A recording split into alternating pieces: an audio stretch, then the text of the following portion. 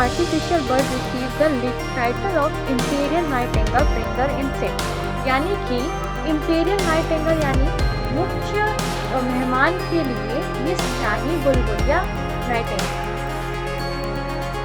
Now they must sing together, said the court. तो दरबार ने कहा कि अब तो ये दोनों ही साथ में गाएंगी। What a duet it will be. ये क्या डुएट होगा, यानी दो लोग जब गाते हैं उसको कहते हैं तो ये क्या डुएट होगा। But it did not get on well, for the real nightingale sang in its own natural way, but the artificial bird sang only the words. यानी कि पर वो ये नहीं जानते थे कि जो रियल नेचुरल नाइटिंगेल है वो कैसे गाएगी, वो तो रियल गाएगी, ओके उसके नेचुरल वे में गाएगी, बट ये जो बर्ड है वो कैसे गाएगी, ओनली वर्ड्स के ऊपर गाएगी। The real nightingale then stop singing, जो रियल नाइटिंगेल थी उसने गाना गाना छोड़ दिया, बंद कर दिया, स्टॉप कर दिया। The artificial bird sang the same songs over and over again till the emperor said the living nightingale ought to sing something. यानी कि जो आर्टिफिशियल बर्ड थी वो तब तक गाती रही जब तक कि राजा ने ये नहीं कहा कि जो मतलब said the living nightingale, जो असली नाइटिंगेल है वो कुछ गा दे। But where was she? और वो कहाँ है? No one had noticed her when she flew out at the open window back to her own green coast. किसी का भी ध्यान रियल नाइटिंगेल पे नहीं था कि वो कहाँ गई, और उसके बाद वो उड़कर खिड़की से अपने जहाँ पर वो रहती थी वहाँ पर ग्रीन कोस्ट पर चली गई। What an ungrateful bird! exclaimed the people. लोगों ने कहा कि कितनी ये कैसी ungrateful bird है। Never mind, the artificial bird is much prettier and can sing as well. So everyone started praising the beautiful nightingale beyond measure for its song and appearance. यानी कि हर कोई अब ना ये जो आर्टिफिशियल नाइटिंगेल आ गई थी उसको ही सब सुनना ज़्यादा पसंद कर रहे थे, और उसको मतलब उसके अपीयर्स को भी देखकर काफ़ी उसको एडमायर कर रहे थे। It was placed on a pillow beside the emperor, और अब तो उसको एम्परर के बिसाइड में बिस्तर मिल गया था, यानी वो एम्परर के साथ में ही बिस्तर पर उनके साथ में सोती थी। सो अ ईयर पास, साल बीत गए, and the emperor and the court new the song of artificial bird and love them very much. तो अब तो कोर्ट, दरबार, राजा, हर कोई जो आर्टिफिशियल नाइटिंगेल का जो सॉन्ग था वो सुनना उनको पसंद आने लगा, उसको पसंद करने लगे बहुत ज़्यादा। All good things must come to an end. तो देखो हर एक अच्छी चीज़ का एक बार तो अंत होता है। So it was with the artificial bird, ऐसा ही तो ऐसा ही हुआ उस artificial bird के साथ। One day, एक दिन, the artificial nightingale started making strange noises. अचानक से एक दिन ये जो artificial nightingale थी उसने अजीब सी आवाज़ें निकालना स्टार्ट कर दिया। While singing as something broke inside it, ऐसा लग रहा था ना कि क्योंकि ऐसा हो गया था जब उसके अंदर का कुछ पुर्जा जो था वो टूट गया था, जिसकी वजह से अजीब सी आवाज़ें उसके अंदर से आने लगी। Suddenly it stopped working. उसके बाद उसने काम करना बंद कर दिया। The emperor immediately called the royal physician and the royal watchmaker. तो एम्परर ने ना रॉयल यानी शाही फिजिशियन को, डॉक्टर्स को, वॉचमेकर को, सबको बुला लिया। After a great deal to talking and explanation, और बहुत लंबे समय के बातचीत और एक्सप्लेनेशन के बाद the watchmaker fix the toy nightingale. उसके बाद जो वॉचमेकर थे उन्होंने टॉय नाइटिंगेल को फिक्स कर दिया। बट ही सेड, पर उन्होंने कहा that it must be used very carefully, but इसका इस्तेमाल है ना बहुत संभाल कर करना है।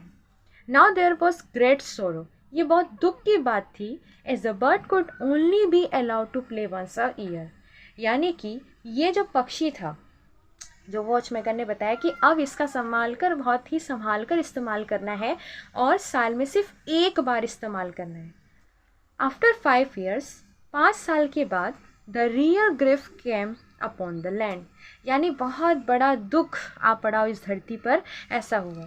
The Chinese really were fond of their emperors, जो चाइनीज़ थे उन्होंने अपने एम्परर को पाया, कैसे पाया मतलब, एंड ही नाउ ले सो इल, वो बहुत बीमार पड़ गए। That he was not expected to live, यानी इतने बीमार कि उम्मीद नहीं थी कि अब वो जिंदा भी बचेंगे. Already a new emperor had been chosen, and the people who stood in the street asked the courtier how the old emperor was. न यहाँ तक कि नए एम्प्रर का सिलेक्शन भी हो गया था, उसे भी चूज़ कर लिया गया था. तो लोग अपने एम्प्रर से बहुत ही उसे पसंद करते थे, जिसकी वजह से ना अपने मतलब खिड़कियों में खड़े होकर दरबार की जो ओल्ड एम्प्रर के बारे में पूछते रहते थे कि वो अब कैसे हैं. बट ही ओनली सेड, पर वो लोग कहते थे पू, यानी क्या कहा जाए, एंड सुक हिज हेड, और अपने सर को झुका लेते थे. द एम्प्रर ले cold and pale on his royal bed. जो एम्प्रर थे उनकी मतलब पीले पड़ गए थे, वो पूरी तरीके से एकदम पीले और ठंडे पड़ गए थे, अपने शाही बिस्तर के ऊपर पड़े हुए थे इस तरीके से. There was silence in the palace के अंदर पूरा साइलेंस हो गया था, शांति हो गई थी. That had once been filled with the songs of the nightingale. उसी समय Emperor looked at the artificial bird and said, emperor ने आर्टिफिशियल बर्ड की तरफ देखा और कहा, सिंग, गाओ, प्लीज सिंग, गाओ. I have given you golden and costly present.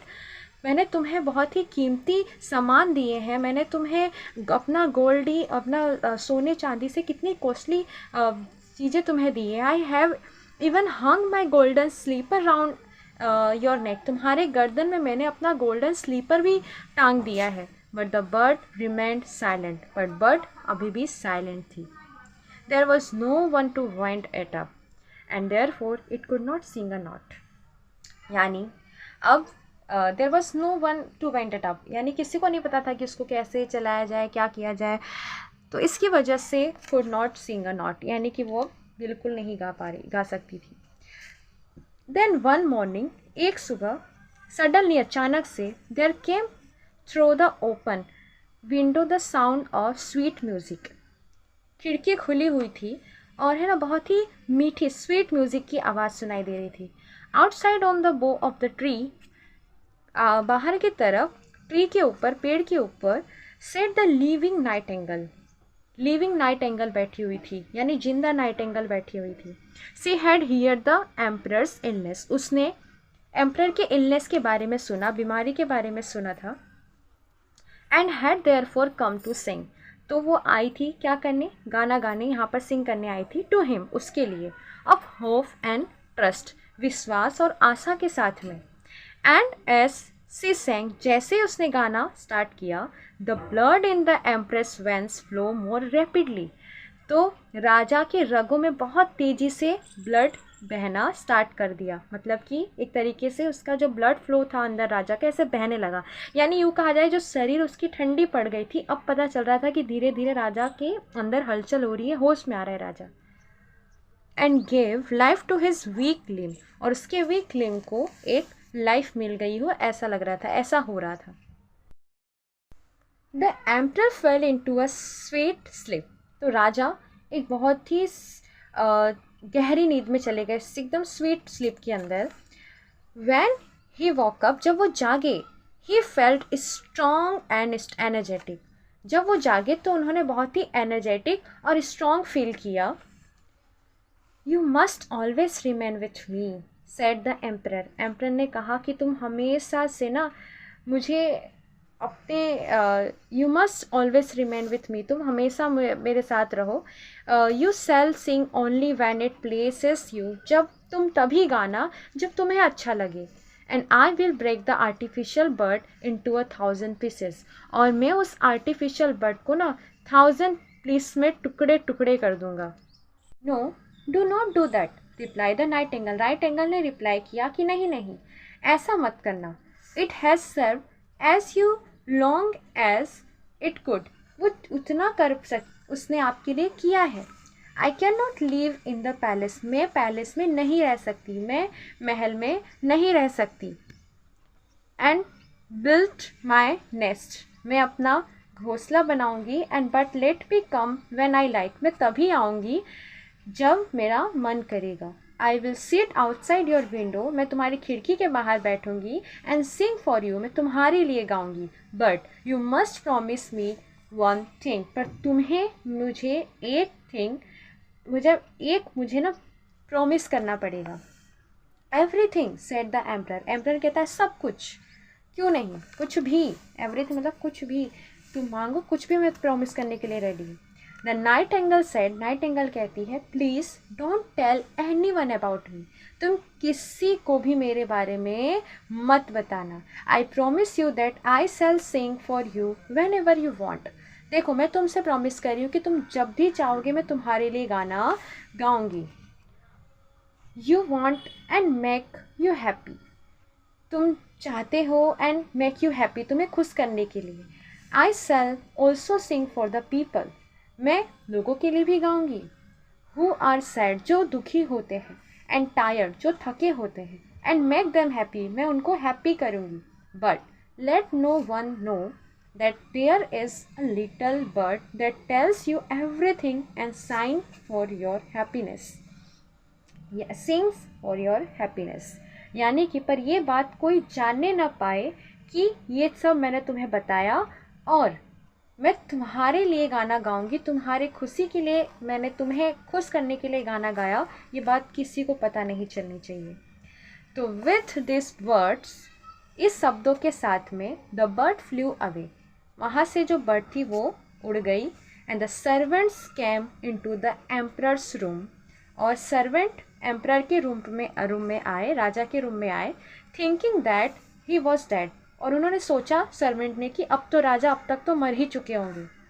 But to their surprise, पर उनके लिए सरप्राइज था, they found him hello and healthy hearty, यानी उन्होंने उनको जिंदा पाया, और कैसा पाया, एकदम खुशी से भरा हुआ। The emperor war his best clothes and wished them good morning, जो राजा थे, जो एम्परर थे, वो उन्होंने अपना बेस्ट क्लोथ पहना हुआ था, एकदम बेस्ट क्लोथ, यानी कि एकदम पसंदीदा क्लोथ पहनकर कपड़े पहना हुआ था, और उन्होंने सर्वेंट को विश किया, क्या विश किया, गुड मॉर्निंग। तो ये थी स्टोरी हमारी, the emperor and the Nightingale. तो यहाँ पर हमारी स्टोरी पूरी होती है। इससे पहले मैंने और भी 2 वीडियो बनाए हुए हैं इस यूनिट के ऊपर, अगर आपने उसको अभी तक नहीं देखा है तो प्लीज़ वॉच दैट वीडियो, तो आपको पूरी स्टोरी अच्छे से समझ में आएगी। तो थैंक्स फॉर वॉचिंग।